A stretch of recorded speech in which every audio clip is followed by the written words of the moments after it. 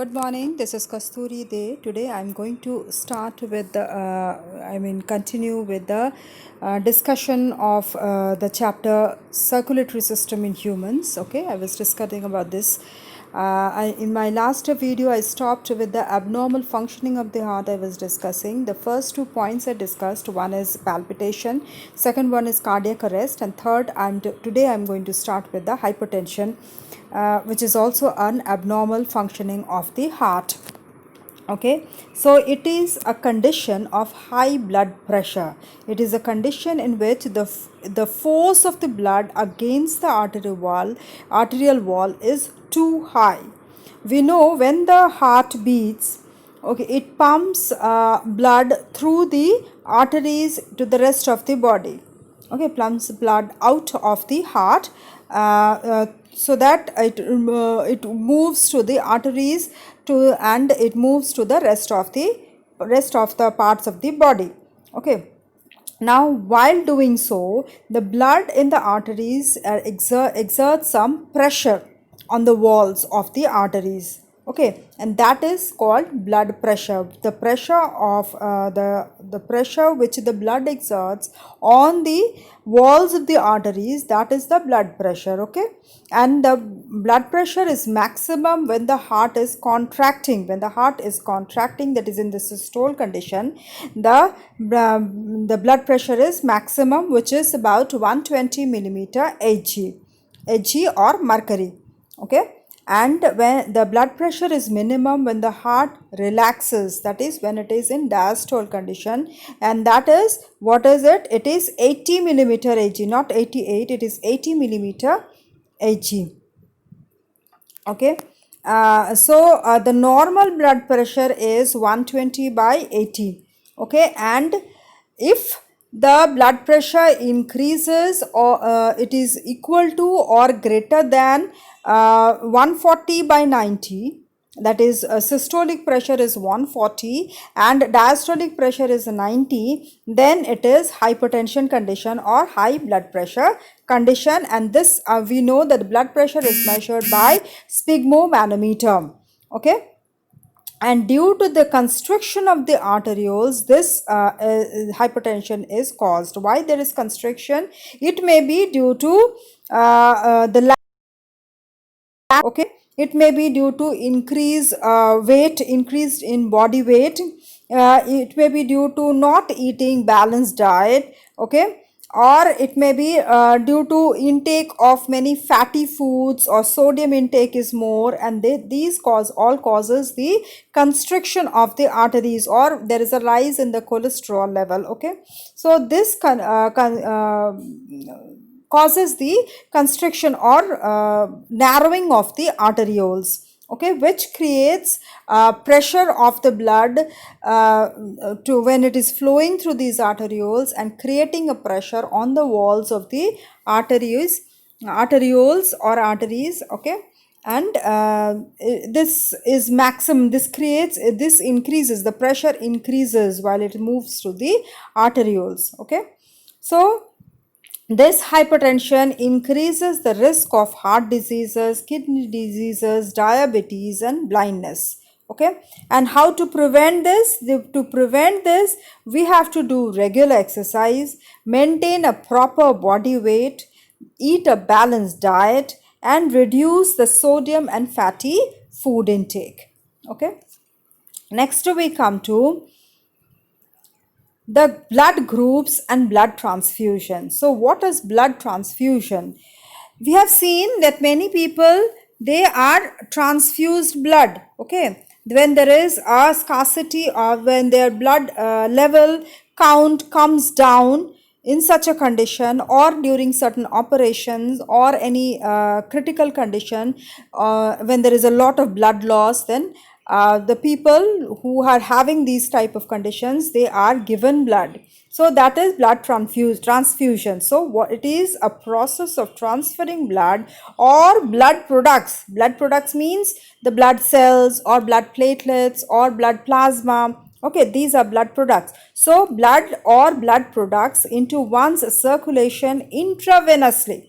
It is given intravenously for various medical conditions to replace lost components of the blood. Okay, intravenously is through the veins it is given. Okay, then but blood is transfused, but this process, that is of transfusion, that is giving of the blood to the person who is who needs it. So that process is given is done after matching the blood type of the donor and the recipient.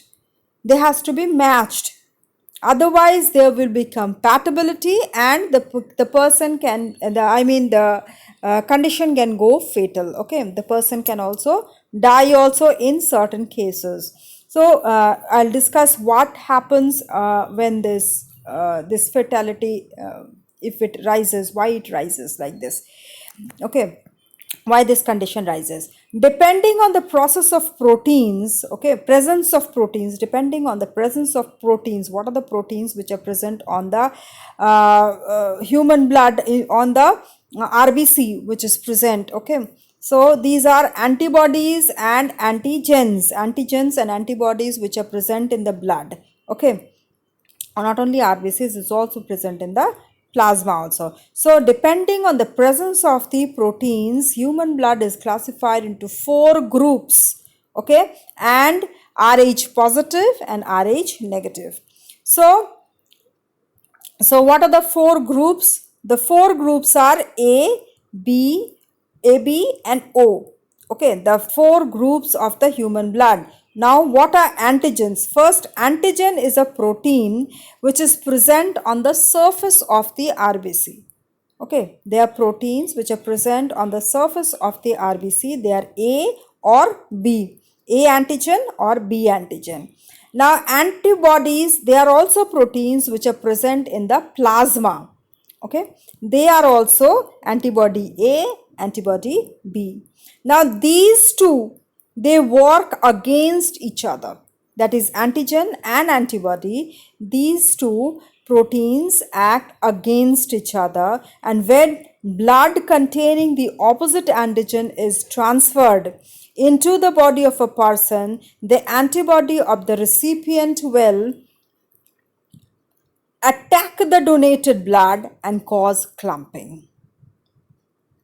Okay, so what happens when we give a blood to a person? If the antigen who the person, the donor and the recipient, if they have opposite antigen, the antibodies will attack the donated blood and cause clumping. This may cause blood infection and even death.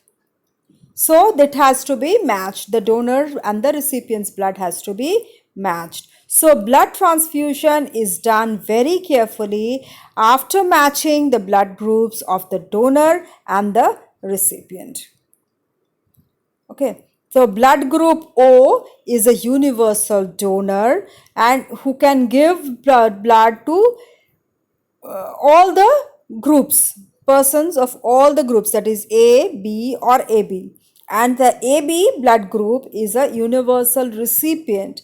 He or she who is having the blood group AB can receive blood from either A or B or O or AB.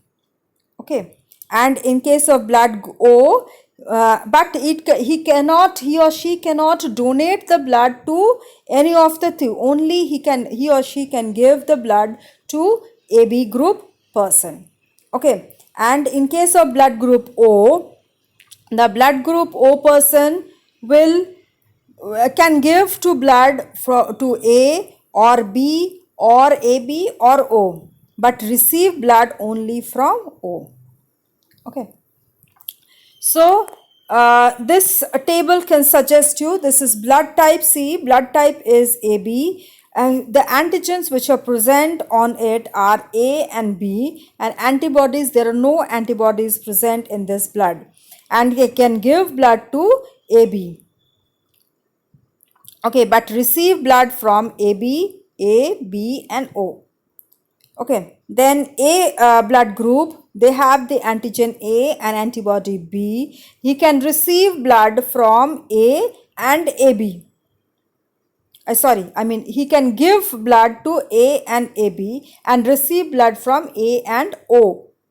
Okay. Whereas blood type B, he has the antigen B and antibody A, and it can give blood to B and AB, but can receive blood from B and O. The blood group O, they have no antigen and antibodies are A and B. It is just the opposite of AB blood group. Okay. They can give blood to AB, A, B and O group persons, and they can receive blood only from O blood group. Okay. Next we come to the rhesus factor, that is Rh factor. Okay, this rhesus factor has come from the, it was first discovered in rhesus monkey. Okay, so the antigens here are Rh factor, which is found on the surface of RBC. This is also an antigen. Okay, and 85% people have Rh positive, whereas 15% are Rh negative. When Rh positive blood is transfused to Rh negative, the recipient forms antibodies against the Rh factor positive, Rh positive factor. Okay, and if but no complications occur for the first transfusion, as Rh antibodies are short-lived. But in the second transfusion, what happens? The Rh positive blood, after a short period, the recipient's antibody will attack the transferred blood and cause problems. So before blood transfusion, the blood groups of donors and recipients as well as the Rh factor has to be matched and to prevent clumps of RBCs. Okay, so an Rh negative person can donate blood to an Rh positive person of compatible blood group but not receive blood from Rh positive person. Okay, I'll stop here. I'll explain this Rh factor in my next video in detail, and also I'll show you the table for that you can understand better. Okay, so if you have any doubt, please go through this. If you have any doubt, please do write in the comment box. You can also give suggestions to improve my videos so that it can help you in your studies. And also don't forget to press the like button so that it makes me give some enthusiasm to produce some more interesting videos for you. And if you are a new viewer to my channel or not subscribed yet, please do subscribe to get the notification of my next video. Thank you.